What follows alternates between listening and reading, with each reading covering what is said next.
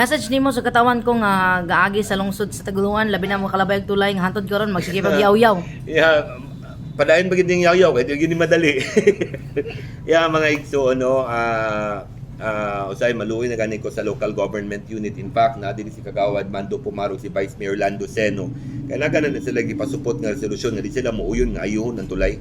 Kaya nakita nila ang problema sa trapiko ang tinod. Ako ra naghangyo sa ila nga tabangan ang DPWH. No, it's a national project, no. Naningkamot lang gani katabang ang local government unit.